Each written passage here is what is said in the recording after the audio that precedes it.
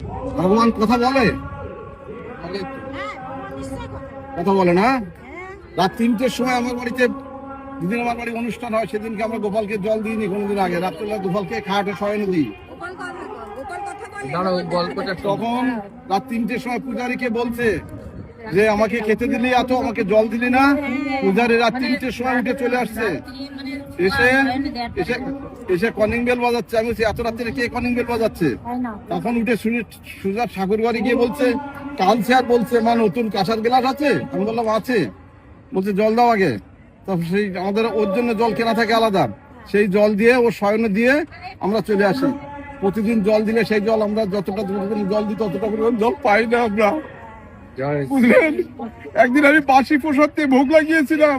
ও ঠামি কি বলছে, ঠামি আমার খুব খিদে পেয়েছে, আমাকে রাত্রে খেতে দাও। তখন 2টো বাজে রাত। আমাকে বলছে তুমি কি দিয়ে ভোগ লাগিয়েছো? আমার কেন এই প্রসাদ দিয়ে? বলছে হাই আমার কপাল, ও তো দুপুরের বেলা প্রসাদ, তুমি এই যে ওকে ভোগ লাগিয়েছো। আবার রাত্রেবেলা উঠিয়ে ওকে বসিয়ে আসনে নতুন ভোগ সাজিয়ে ভোগ মুখে খাইয়ে শয়নে দেওয়ার পরে সুস্থ হয়ে ঘুমায়।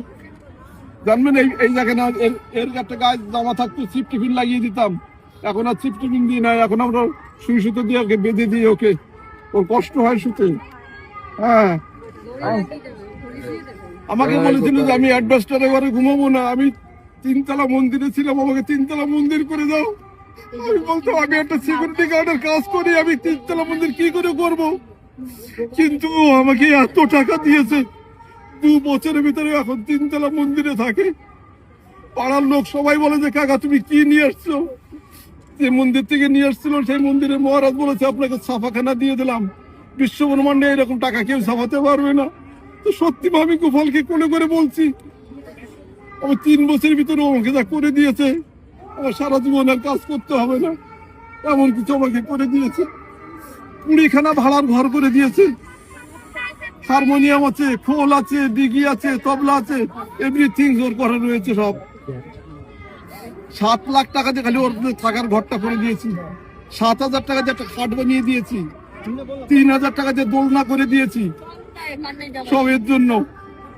তো আমার লোক, পাড়ার লোক সবাই এসে বলে কাকা ঠাকুর ঘরে যাবো। আমি বললাম না, ঠাকুর ঘরে যাওয়া যাবে না, পর্দা লাগানো আছে।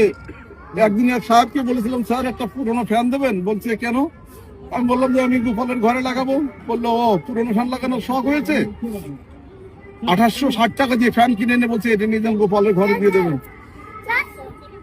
এমনই আমাকে করে দিয়েছে। পাগল হয়ে গেছি এর জন্য, পাগল হয়ে গেছি আমি এর জন্য। ভুটানে গেছিলাম, বললাম যে আমি শোনা তুই গাড়িতে থাক, আমরা একটু বক্সার ফোর্ট ঘুরে আসি।